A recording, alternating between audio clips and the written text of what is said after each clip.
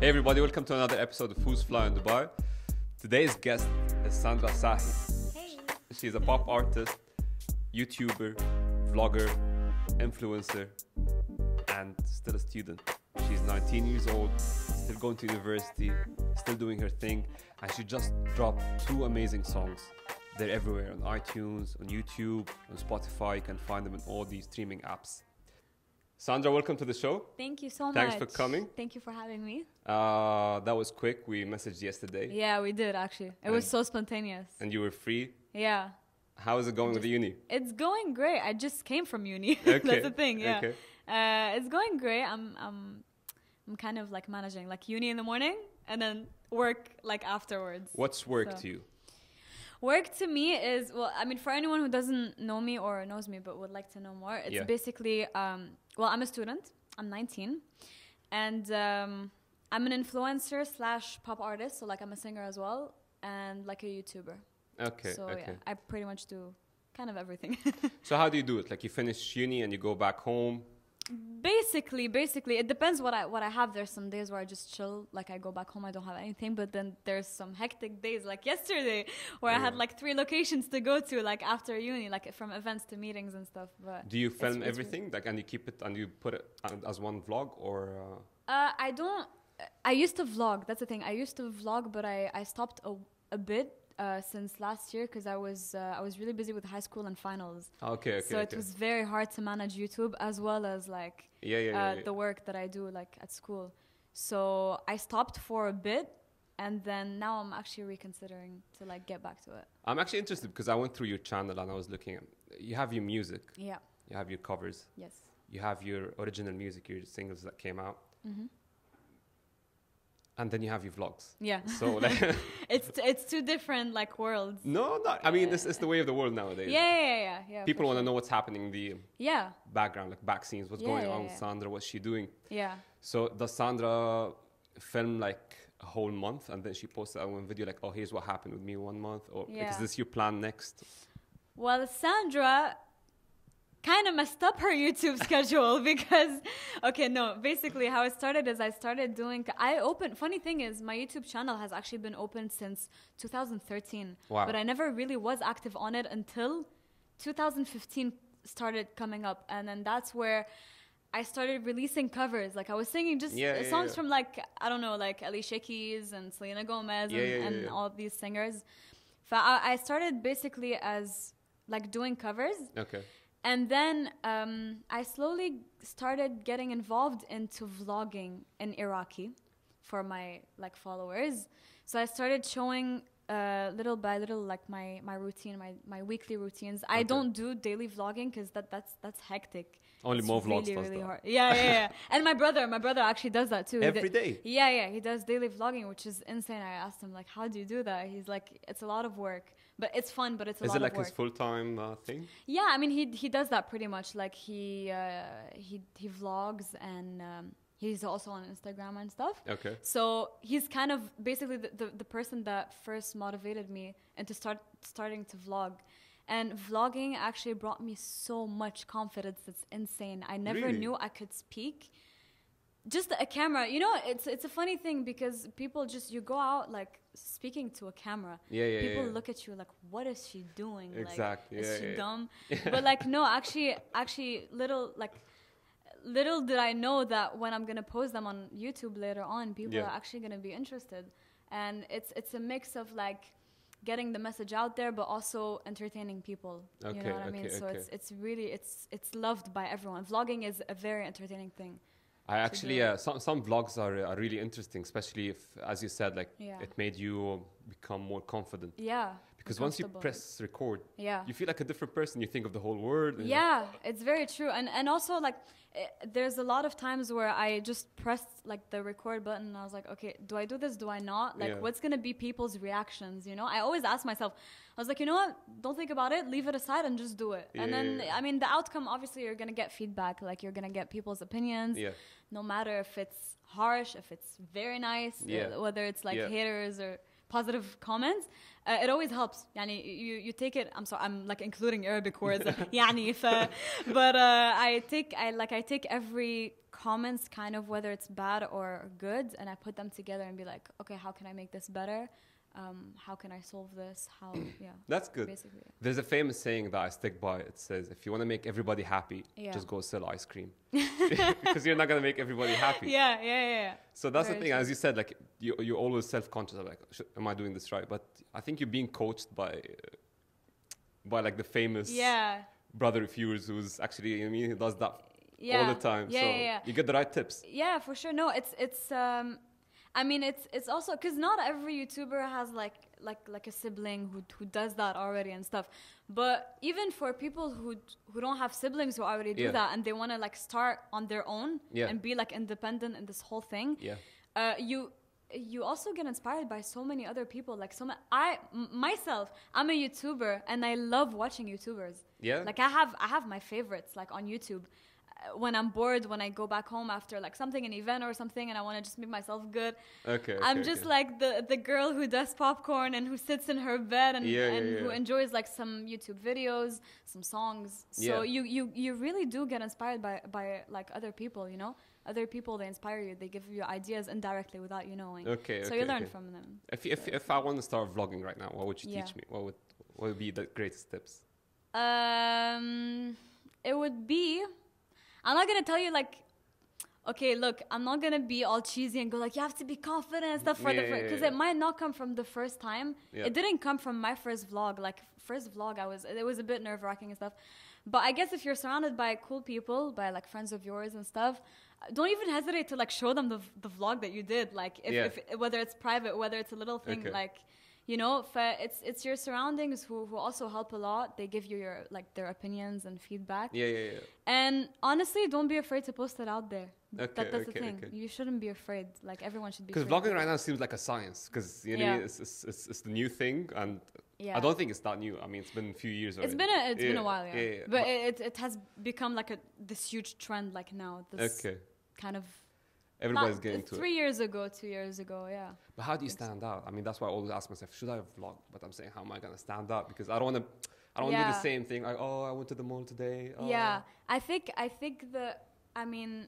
if you have a lot of creativity and if you have an idea about the content that you want to post, because there's like thousands of people who vlog about the same thing, which is like what they like every day. They just go out shopping mall, like you said, whatever, and then they just go back and they chill and then they put the camera and they start speaking to the audience. But if you do have something that you really love, like whether it's passion, like for me, it started off as singing. So I started doing this singing and vlogging thing, and when they come together, it's like people they know, like, oh, she does that, you know? If you have something that you love doing, whether it's, I don't know, like let's say sound engineering, you just film and you because there's a lot of people who have different interests on YouTube, right? They don't all search for the same thing. I search for YouTubers, but I know that there's a lot of people out there who search like how to make music or how to like use a certain software. So if you have something that you love, you should maybe focus on it and then you upload it. There's a lot of people who are going to research you for that. That's true. That's true. See, I couldn't follow people who do daily vlogs because it didn't grab my attention, which is just a personal thing. Why I liked actually DJ Bliss, he actually films like maybe like a good week content and then he posts it. That's very nice. So it actually seems like okay, here's what happened yesterday, here's what happened a week ago, here's what's gonna, you know what I mean? It's just so many things. So you're like, okay, it's actually a cool story, it did really well. But like the daily vlogs, if people do it well, I find that really smart, because if you can get into it and still get the people's attention, like more vlogs, I'm fascinated by him. I don't watch it, but I'm saying I'm fascinated by the art. Because I have to classify it as art. Yeah, it's true. No, it's true. I mean, like, the fact that I have major respect to every YouTuber out there who does daily vlogging, because it's stress. It's a lot of work. Daily, because I've seen it from my own brother, who literally sits sometimes and just edits next to me. He wakes up in the morning, has his tea, his coffee, turns on the vlogging camera, keeps on with this whole day. He goes out, whether it's a meeting, whether it's events, whether it's like cool stuff. And then he just comes back and he edits that same vlog that he shot the whole day in order to post it the next day. And then this keeps on going for a good 2 years, like a year and a half, 2 years. But it's amazing. Like work. People, it's crazy work, but it's dedication. And YouTube is the bigger platform. If people enjoy you on YouTube, because YouTube subscribers, I feel, they can be picky, you know? Yeah. I admit myself, I'm picky. I'm not going to watch all the content that's on YouTube. Yeah. It depends on like whatever you love. I mean, the daily YouTubers, they have to include elements as well that really makes you attracted to the content. Like, so it's amazing. Like it's an amazing that by thing itself to do. and editing, like Yeah. for people who didn't get into it. I'm saying, like, you know, we'd record like an hour right now. I'd post it. I would just like edit the intro and the outro, and that's it. Yeah. That would take me 3-4 hours. Yeah. No, it takes a lot of time. Yeah. I don't use, like, when I used to vlog, I didn't really use my like really complex softwares, like editing softwares and apps. I just used like a very easy one. Because honestly, which one do you use? Literally Windows Movie Maker. It's literally already on the laptop. Like it was from way back. Okay. But it's literally all I need. Like you just need to be able to crop to start the video, to end it in a nice way. Maybe add some text. It depends sometimes. But pretty much for basic vlogging, that's what it is. But there's people who do the whole crazy stuff, like the transitions with the videographers and the photographers. That's their thing. So they really focus on, like, they need that good software, you know. I think you have to hire somebody. I think that's the only way. That's what that's honestly what I would do. I would hire someone if I wanted to get like involved into the complex editing and like evolve the content. I would definitely ask for help. There's no way I would do that. I was getting a lot of feedback from people like, why don't you do like 2-3 cameras?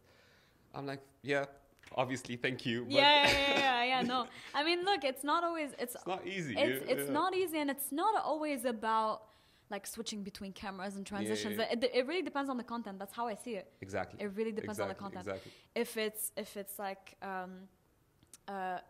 videography, like a professional videographer, of course he's gonna play with the angles and the transitions because that's his thing. If it's like a basic like talk or seating or whatever, it needs to be calm to the eye. You don't have to always make transitions and stuff. فصراحة, to be honest, it always depends on like the content that you want to post. Basically. I'm dying. I can't help it. I'm sorry. No, especially like with you, because we were talking earlier. You were born in Belgium. In Belgium, yeah. And you're Belgium. Yeah. Okay. So you're born there and you lived there all your life. You just came here 6 years ago. Yeah. And you only learned Arabic from your parents. Yeah, from the family. My whole family is Iraqi, and alhamdulillah, I'm gonna say this one word in Arabic. Alhamdulillah, no, but like, thank God the Arabic was always a preserved language in my family, and they never seemed to teach us another language and stuff. Because I mean, after all, this is where you come from, and it's always really good to speak like. I mean, in my case, Arabic, because it's my first language. Yeah. And it's always been like, because there with me. I mean, all your friends in school, and you were in Belgium. Everybody's around. Like you were talking. French. I speak. Yeah, because I mean, I was born and raised in Belgium, and I lived there for 12 years exactly. So I had to learn like French is. I speak basically. Yeah, it's mandatory. Like I have to learn it. So it eventually became my first language. Okay. It's French and French, Arabic. Okay. Were like the two first. Like I was fluent from my surroundings, from Arabic from the family, and Belgium from the country I was born and raised in, literally. So I had to learn it. Do they speak Dutch as well over there, right? They do speak Dutch. Belgium is like a little country. It's a tiny country, divided by like two parts. There's the Dutch part and the French part. We lived in the French part. Okay. But Dutch was also mandatory in our school before. So I do speak a little Dutch, but I completely forgot it. I was the first in class, though, I remember. I had brilliant grades in Dutch. Really? Yeah, when I was like around 7, 8, 9 years, 10 years old. Do you still remember any? A bit. Okay. A bit. But I seem so ignorant. What's the official language of Belgium? Is it French or Dutch? Well, that's the thing. I mean, like the French part, obviously, it's going to be French. Okay. The people who live on the Dutch part, it's mostly Dutch. You know what I mean? But like majorly French, I think, if I'm not mistaken. Okay. Yeah. So you guys moved here 6 years ago. Yeah. How come? So my dad was already working here, and we were kind of always separated because he goes back and forth to Belgium, like Dubai, Belgium, Belgium, Dubai. Yeah. Well, we were always living there. I was going to like school there. My brothers were also like studying there for a while, and then slowly, like the family started moving. It's so funny.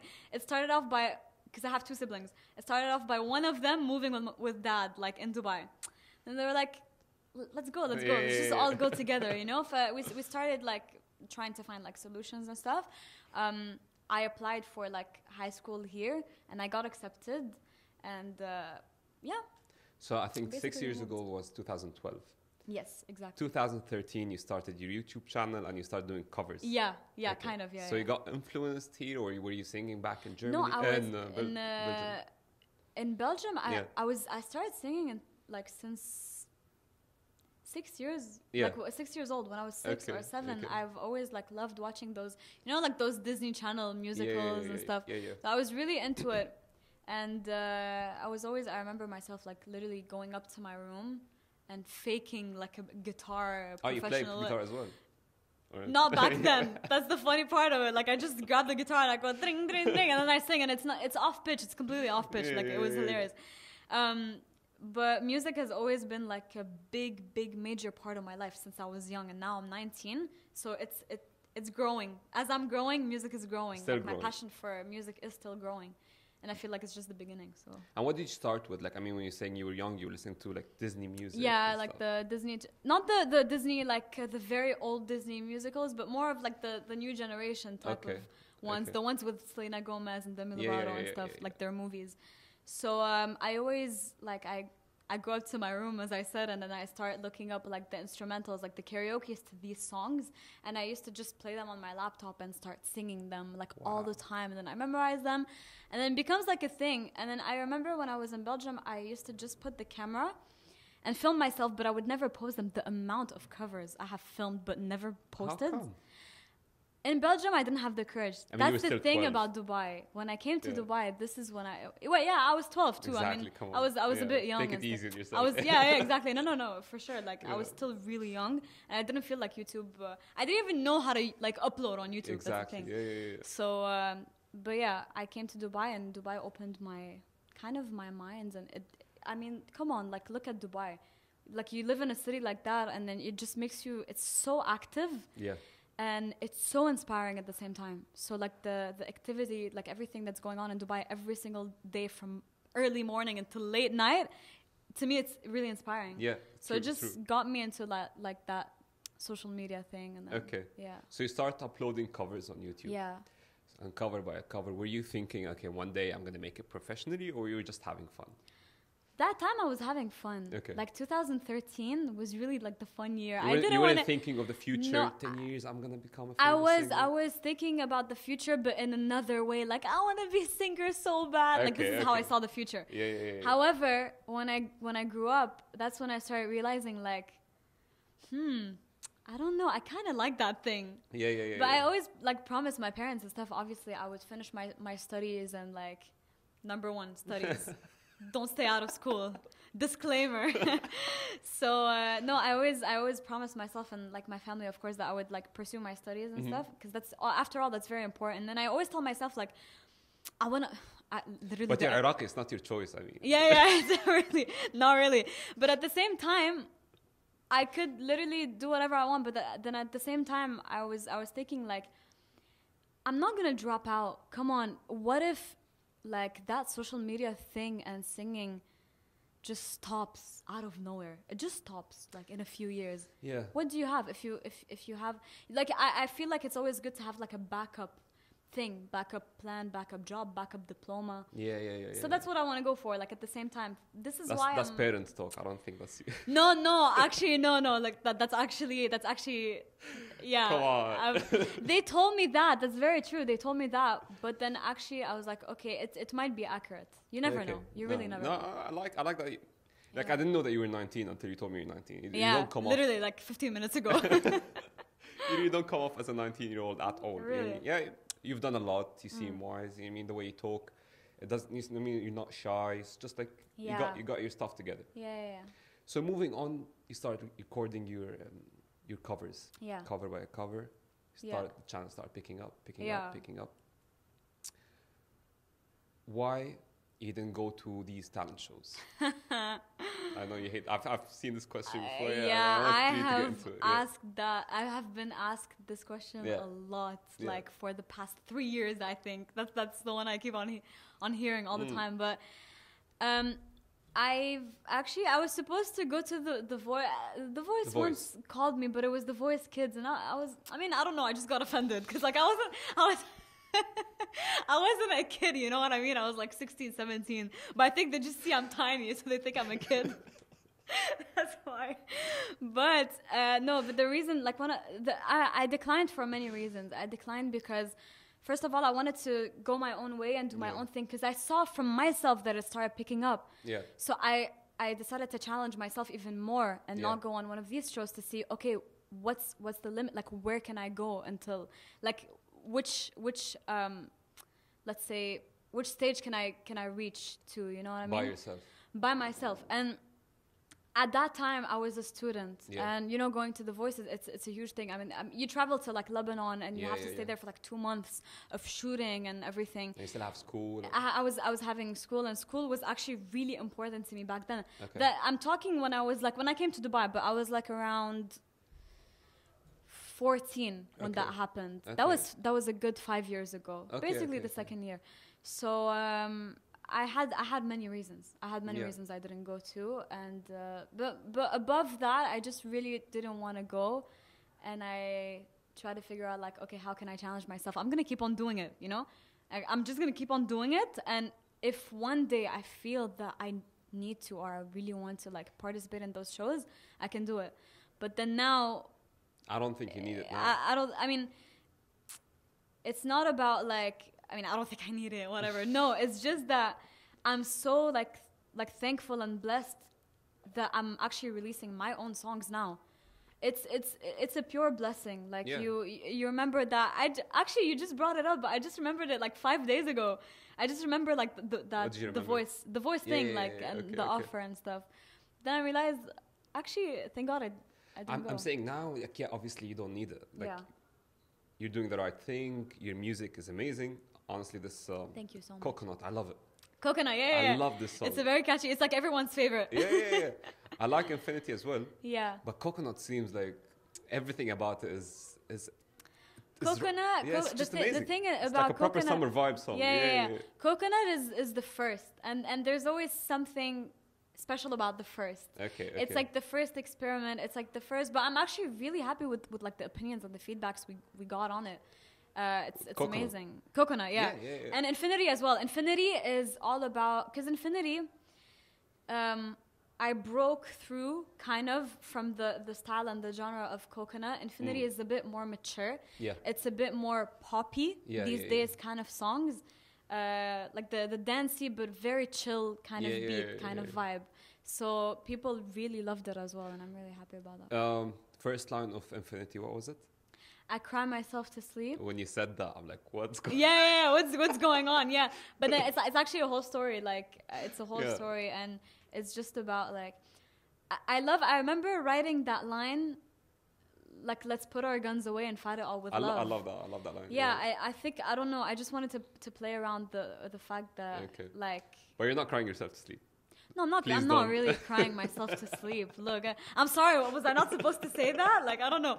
No, it's not a secret. Look, to be honest, like, you don't always have to go through stuff to be able to write songs. It's always better to write stuff from previous experience, of course. 100%. Because you truly get your real emotions out, like what you felt that moment. You just put it on paper and then you sing it through a song, so you relive the moment, and I think that's so powerful. Infinity, there's like some elements that I was really inspired by, but eventually I wasn't crying myself to sleep, and I wasn't like, you know. I get it. I mean, you're an artist.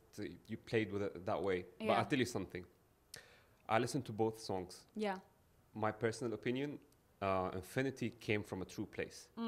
I felt you when you were singing. I felt the lyrics. Yeah. It came from a true place, and art has to come from a true place for people to feel it. For sure. 100% I felt it. 100%. That's amazing. That's good to hear, honestly. Yeah, I'm saying like even in your voice, the way you sang that song, the way you chose your tones and everything. 100% I felt you. I didn't know you, I felt you. Okay. That's amazing. Actually, that's the biggest compliment. Like, cause I mean, having a person that doesn't really know you, but that can kind of relate like to the song is amazing. Yeah.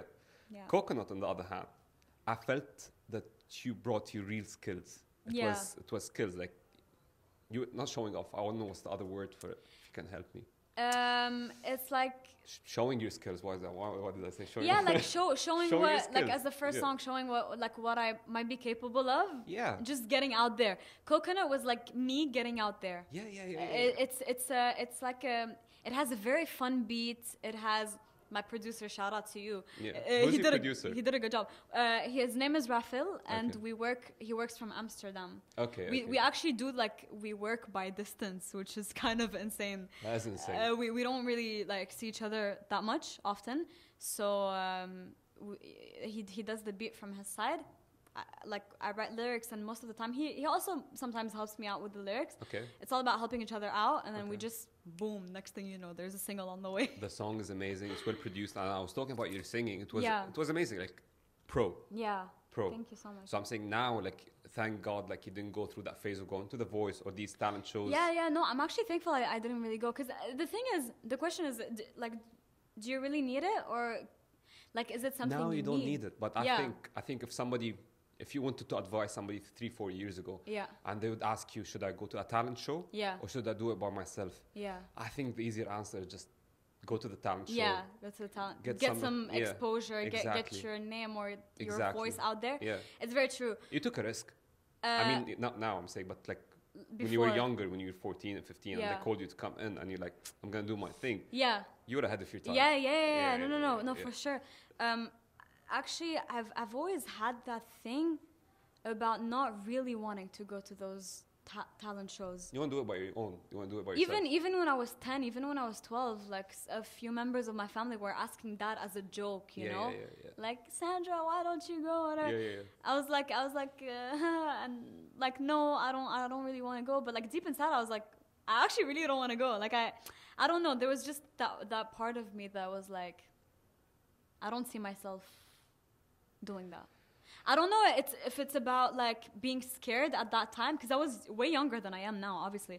Maybe it's like I was saying no because of like, you know, like the cameras, and then you're on TV, and then oh my God, like what if the fear of what if they don't like me, and then boom, I just get rejected, and I have like the worst experience ever on that talent show. You know what I mean? I think there was a bit of that too. I'm not gonna lie. But obviously, it's a bit normal. But the fact that you stuck to your guns, you did it by yourself, and you mean they called you, like, come in, and you said no, thank you. How did you come to that understand? Like, I mean, again, like, I'm surprised by your age and how you're so wise.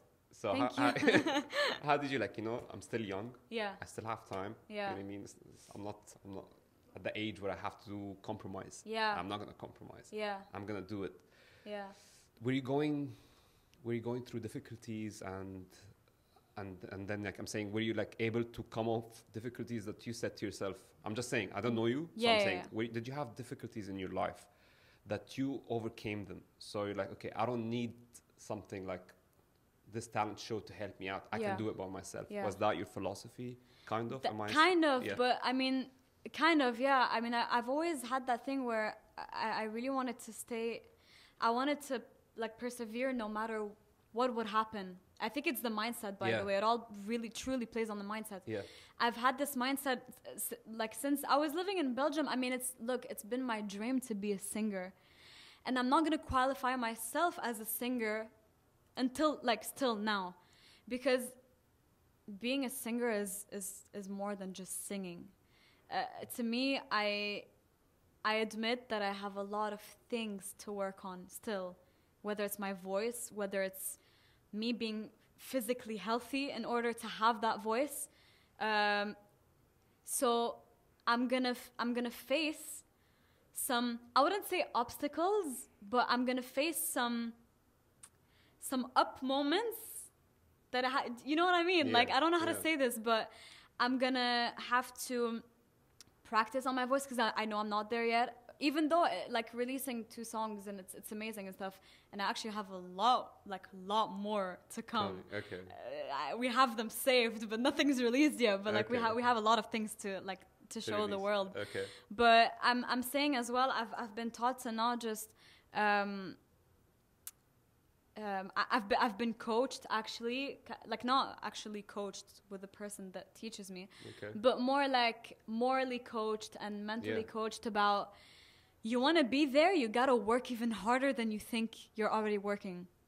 So like if you want to get there, being a singer is good, but being a determined and healthy singer is even better. So if I want to really be qualified as a singer 2 years, 3 years, hopefully from now, I'm going to work hard on myself. It's a whole journey, to be honest. I'm going to work hard. Do you have to compromise anything? I'm saying being healthy and like sticking to your health. Like, okay, you're 19. Yeah. Obviously going out and the shisha culture, and you have to step away from all of these things. Yeah, no, that's obviously. Compromise. Yeah, obviously, no. I have to compromise. I mean, look, I don't know. I mean, not to mention anything, but there's a few things that are unhealthy. Yeah. And I have to get away from. Okay. You know what I'm talking about, like anything, basically smoking. I mean, it's mostly for the stamina and just because I don't really like to do that. It's not my thing in the first place. Okay. But yes, there's a small elements of like you having to compromise, but like not major things like having to choose between this and then leave this back. No, it's all good, but it's all about like just keeping a healthy diet, exactly. Working out. Yeah. Which I have to start. I tried working out for like 2 days. I didn't like that, but then I know I have to do it. I know I have to keep on doing it. But yeah. I mean, that's the thing with skinny people, because I think you're naturally skinny. Yeah, so you don't think it's from the genes, but like working out, I don't work out to lose weight. I actually want to gain weight, like big time. But it's more for, as I said, as a singer, for the breath, for the stamina, to grow the breath. You know, these singers, like naming incredible singers. I don't know, Christina Aguilera. Oh my God. Michael Jackson. All those people, they do that. I mean, I'm all about watching like documentaries about artists as well. Okay. I feel really inspired when I watch their journey. Ariana Grande is actually one of my favorite artists in terms of vocals. I think she's very talented, and I think since an age of, I think she was 20, and she sang in front of the U.S. president, like in the White House, with her amazing vocals. I mean, I think I really respect people like that, you know, that are able to go like amazing and do amazing stuff with their vocals and go beyond. Okay, so, I want to ask you a question, because I don't know about that. Because I think it's either you have the voice or you don't have the voice. Yeah. Okay, but I think also even if you have the voice, can you actually grow it? Of course. So it's not like, okay, I don't have the voice. Yeah. If you teach me how to sing, will I be able to sing? Is it possible? Do you think? I think if you pick up from a like a young age, and you train yourself with an actual coach, like with a singer coach. You might be able to get there. It will take a lot of work, but the thing is, my thing was like kind of in the genes, because my mom sings. My mom doesn't sing in English. She sings those really nice traditional older Arabic songs, whether it's with weddings, whether it's with friends. She's always been the one like picking that mic up and just jamming with like whether it's uncles, you know, on the Arabic darbaka, like the drum and stuff. So she was always doing that. But then I picked up also being like a singer, let's say, like someone who's always loved singing. But more on the Western side. Okay. So she's like, so it's a bit different, but it still joins the same idea of like singing. So how did you choose your genre? Like, how did you come across? Like, so you said your mom was into classic Arabic songs. Yeah. And you grew up listening to these things. Yeah. Also, yeah. But then Sandra decided that she's into... Look, I think that being born and raised in Belgium is the thing that really like opened... I think it was all about the surroundings and the culture and everything. Because, look, to be honest, like I was born and raised in Belgium, and then I grew up to these channels that we were just talking about, Disney Channel, MTV. MTV is actually one of my. There was one channel on MTV. I don't really remember. I think it was called Trace by MTV, something like that. I still remember the name, and they always put music videos of Rihanna, Beyonce, all these people. I was literally like 6, and I was 7, 8. Then I became 10, 11, 12.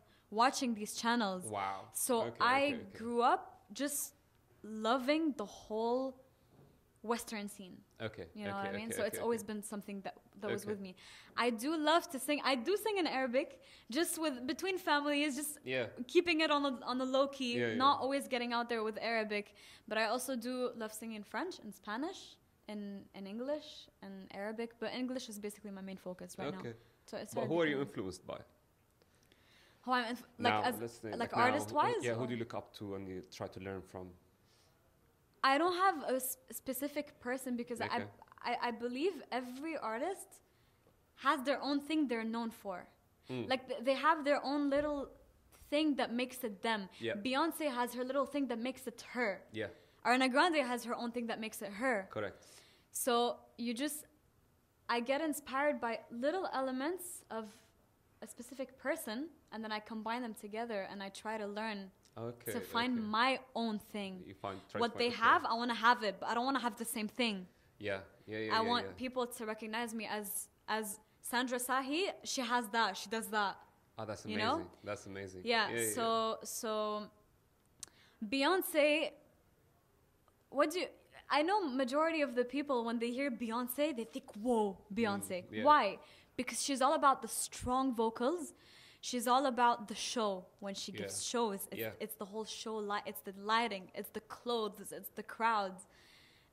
When you think Ariana Grande, you think those thin vocals. How can she go up that high? Obviously by practice and by the fact that when she was 2, Justin Bieber. He's more than a vocalist. He's a drummer, a guitarist, and a pianist. I watched a video of Justin Bieber drumming on his kitchen chair with his mom when he was 2 years old. Wow.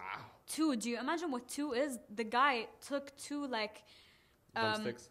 2 sticks of like something. I don't know. It seemed to me it was like sushi sticks or something. He started drumming hardcore on the chair. Wow. I looked at him. I was like, this is pure talent. So each and every artist, I believe, has their own thing. And I kind of get inspired. I'm still in the process of discovering and going deep into my voice.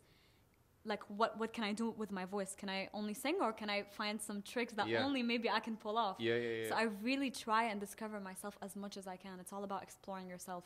You're born thinking you know yourself so much, but then when you grow, you're like, wow, I never knew I could do this. That's true. I really, really, really want to do this. So should I go for it? Well, then yes, just go for it. And then, basically. Well, I respect the fact that you're trying to find your voice. You're not just, you know what, I have everything. I'm not about I have everything. I have... No, you have your platforms. You can just dump music and I know. I really, really want to... I love to feel the hard work, if that makes sense. Oh, wow. Okay. I love to feel what it feels like, if that makes sense, to actually work hard for something you want. If you want to be a sound engineer, you're not just going to put the volume up and then put the volume down. It's going to be science. It's going to be, you have to learn. You have to enter courses to be able to do that thing. Same with singing. Same with vlogging, actually. I mean, vlogging, it's all about also being confident and comfortable, and it's not something that you feel directly from the first day you start vlogging. It's something you feel throughout the time, like where you evolve, where you start uploading more and more and more, and then you're like, wow, okay, I can do this. That's true. So in singing, it's the same thing. In singing, you're never born, or you're not 60 years old and be like, oh, I can do everything. That's so cool. I'm a singer. Obviously not. You work hard. And as I mentioned earlier, it's all about staying in shape. It's all about having the mindset. I think it's literally about being creative, having a good mindset, and staying healthy. I think these three. How do you keep them? Okay, I understand that you have them. Yeah. But I'm sure you get your days and you're fed up. You don't want to do these things anymore. How do you get motivated again to go back and stay in shape and stay healthy and have a clean mindset? How do you do that? I think, look, it's not, motivation isn't something, motivation, nobody has motivation every day. That's Correct, something, yeah. that's something very, very, facts right here, facts. No one, there's a lot of days where you just procrastinate. There's a lot of days where you feel down, man. You just get up, the amount of days, if I counted the days in my entire life where I stayed in bed and didn't do anything all day just on YouTube, man, if I had $1 for each time I did that, I'd be like a billionaire by now. But no, seriously. What's your trick? I'm trying to learn from you. What is it? Like to stay motivated? Yeah. I think it's if you're also lucky to have supportive parents and supportive family and supportive people around you in general, I think that really helps. If you have something that just like someone that just like talks to you or texts you or calls you and be like, yo, what are you doing? And you're just like, I'm procrastinating. And then they answer you, no, do that. Why are you doing it? Didn't you have that to do? Didn't you have? And then it builds up into like a motivational kind of conversation. That's what I personally, I'm not saying everyone has these people, but I grew up with a nice surrounding of like having people who support me. You've got a good circle. Yes. And I think that's the key to everybody's success. I'm for saying, sure. you say you are the sum of out of 5 people you hang out with. Yeah. Yeah, I'm saying you have to have these people around you. Yeah. So you got the circle, which I think, you know what I mean, that's number one key. Yeah, also. I mean, I don't know if there's like other, because look, honestly, I'm not talking on behalf of every artist or any other people, like any other person who wants to be successful. Yeah. I'm just talking in behalf of me, my personal experience. Yeah, exactly. My personal life is just like me, thank God, having an amazing surrounding around me and amazing people who support me. And it's very motivational, actually. Exactly. It's very, very like motivational. I'm saying now you know that. Let's say you move somewhere else. You start hanging out with other people. Yeah.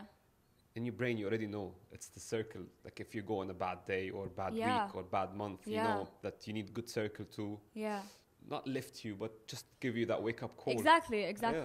And then by the way, it's going to seem so funny, but it's going to sound very like idiot, but I feel like there's small elements that also play on like motivating you, such as the weather. I'm not even joking.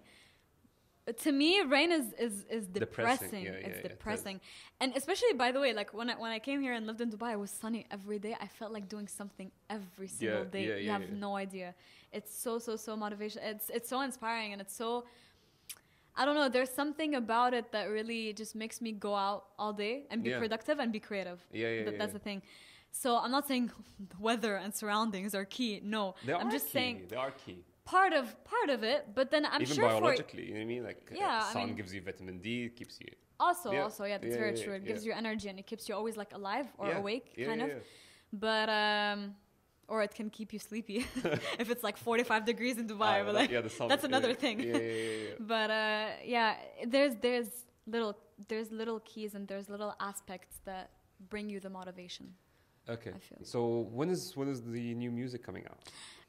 New music is coming out. There's no specific date right now. We're still like trying to like choose the next track. We're trying to finish them because usually when I just sit in my room, sometimes we record demos. Okay. And demos, like basically it's a song that's not finished. Okay. So like we have the whole beat, we have the whole track from my producer, but then we get inspired for like, even though it's like 3 sentences, we still go and record it. Okay. But then we move on to the other.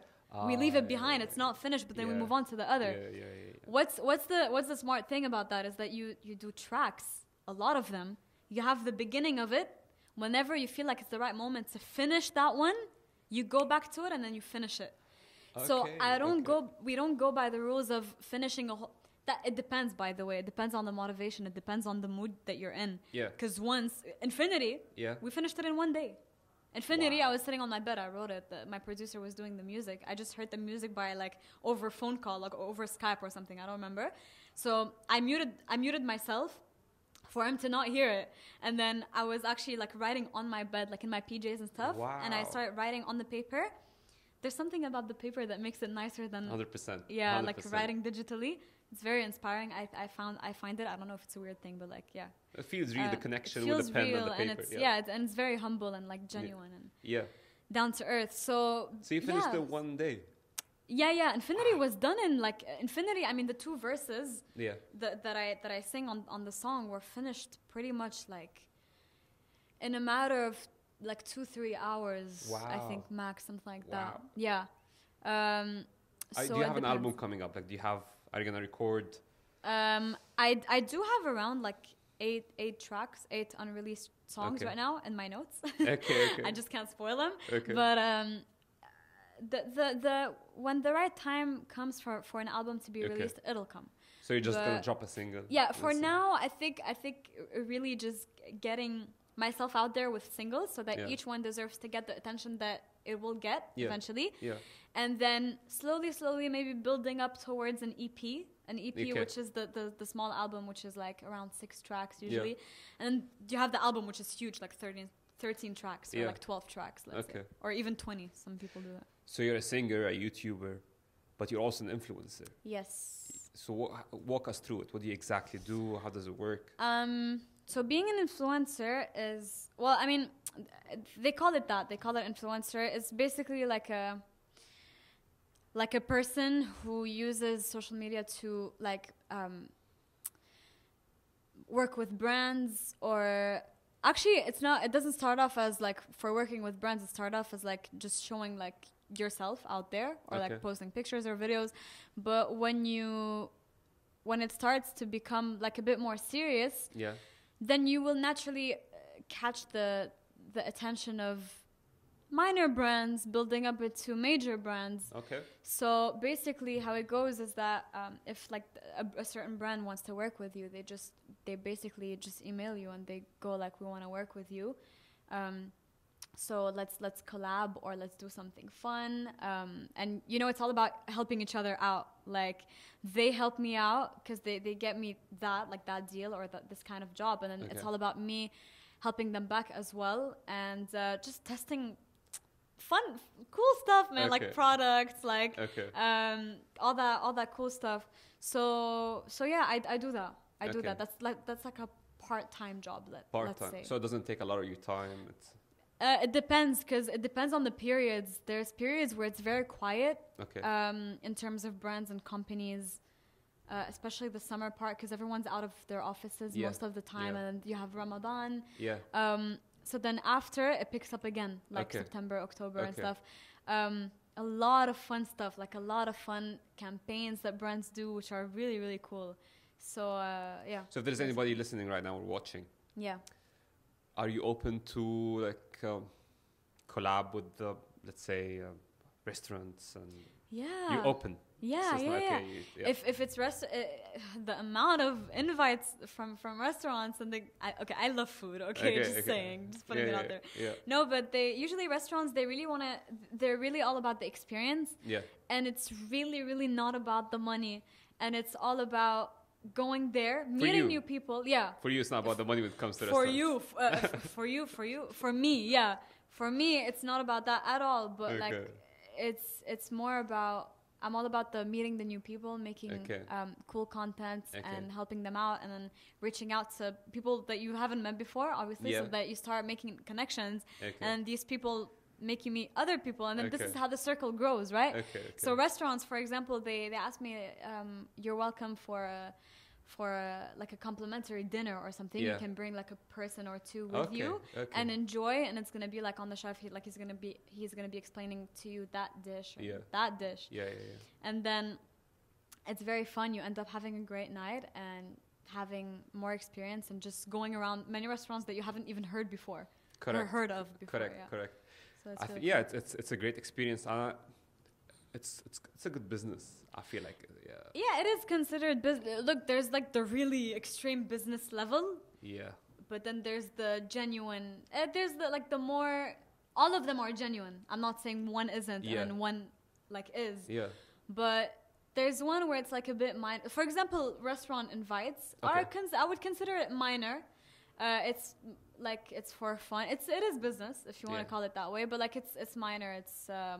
It's just you going there, chilling, but also at the same time giving exposure to the restaurant, like the exposure that it deserves. So it's your right to earn money out of that. I mean, why would you give them exposure without a return? That's the thing. For restaurants and Interviews whatsoever? No, actually. No. I don't do that. I go there for fun and actually genuinely. Interviews I get. I mean, yeah. why would you charge even somebody restaurants. who's talking about yourself? Yeah. No, obviously. Yeah. Because it's a push. It's literally a push for you. So why would you ask? But I know that like certain people do probably on this planet. I'm sure some people do. I hope I don't come across them. Yeah. Hopefully not. Yeah. But no, restaurants also. I mean, it's, as I said, I consider it like a minor thing. Okay. And it's more of an experience than pure hardcore business. I think restaurants are really lucky to have you, because I think you're the only one's not going to charge them really crazy. I mean, I don't know. I don't know how it works for other ones, but for me, I love like the great food, great vibe, great music. But I hear numbers like 10,000 dirhams per story on Instagram. Is that real? Which who? What? Like some influencers charge 10,000 dirhams per story. Yeah, I mean, that's crazy. Huh? It is, but it's it all depends also like on the, I guess, the amount of like the fan base of that person. Yeah, if that person look, because it depends on also which brand and which product approaches like you. Yeah. So if it's something that's really appropriate to your fan base, and if it's something that's clearly going to benefit your audience, like they're actually going to buy it after you advertise it, then I guess you're going to, I don't know, maybe aim for higher, because you know it's going to be like efficient. And so you don't plug anything. It's not like you advertise. If anybody comes to you like, okay, here's a certain amount of money, which might be like a nice amount of money, but advertise something that you don't think is relevant to your... Yeah, I came across that.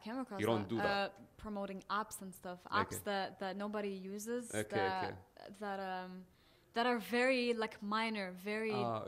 you know, not big ones. Okay. And apps that, to be honest, personally, I know that my fan base aren't gonna buy it, follow it. I respect that. Whatever. You're not just gonna throw stuff at your fan base. Obviously not. No, it's all about like, oh my God, it's all about respecting it as well, respecting your people. Because that's so nice of you. I'm not gonna just throw stuff at people and tell them, yo, buy it, and also the reviews that I do, they're never lies. It's very true.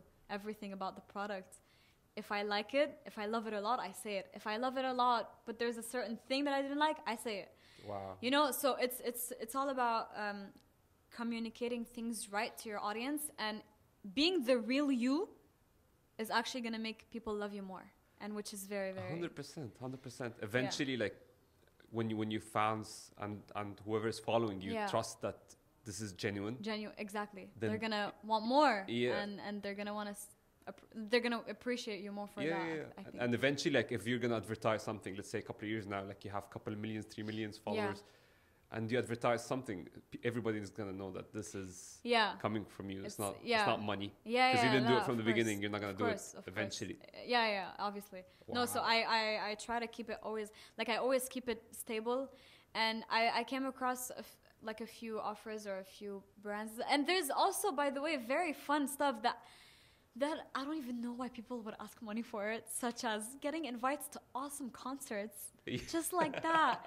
We're just talking off camera now about going to Formula 1 Abu Dhabi. It's so nice of them to do that. They just get you like a ticket, and they're like, go and enjoy. And it's not even about, by the way, certain brands are not even about like, we're getting you this, so please promote us back on your Instagram. But do you think secretly they're expecting it? Secretly, yeah, but they don't say it, which is gonna make me want to do that for them. Oh, okay, you know what I mean? Because the fact that they don't say it is so humble, because it shows how much respect they have towards an influencer to give them something, and then you just being like, thank you so much, and you're gonna obviously thank them back. You're gonna post it, yeah. I do that. That's what I do. I love it. Like I respect the fact that they do. No, I like how they play cool. They play very soft. Yeah. But try next time somebody gives you something, don't post it and see if they're gonna send you something again or not. I don't know. I mean, that is something else. Just try it. See how humble they are. I'm gonna sip my tea right now.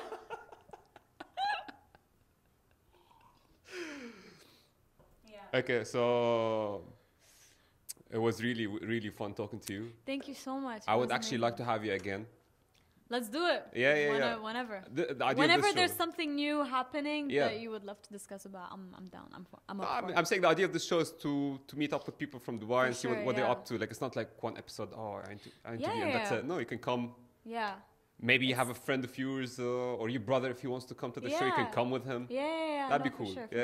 For sure. No, well, I mean, I'll spread the word around, and like for sure also people can also stay tuned to my channel, because I might, like, I'm also gonna post like a snippet of it and stuff. And it would be really cool for them to also like see that. So I'm all about like sharing. You don't have to do it. It's not for you. Oh my God, it's not for you. I'm just gonna play it how the other people play. You don't do it. No, it's okay. Don't do it. No. Look, I'm honestly like, I'm not expecting you to do it. I'm all about like share. The guy deep inside, deep down is like, please do it. Please do it. No. Look, I whether people tell me or not, no, this is actually genuine. I wanna like get them to. Because I'm sure that there's a lot of people, there's a lot of things, that has been said today, that have been said in that interview, that a lot of people might not know about. So it's also really good to share it with them. So that's why. This is actually like a long vlog, let's say. You're just talking about yourself. You're talking about whatever for an hour. For an hour. What do I have to say about myself? Let's remember. No, stories. Like next time I would like actually to know how I want to get deeper about Belgium and how was it growing up there and stuff. Like, I want to get to know that. Now we spoke about what you do. Next time we're gonna get deeper in your schools and how was it over there. And, all these stories. Awesome. Fun having you here. Thank you so much. Thank you, Sandra. Thank you.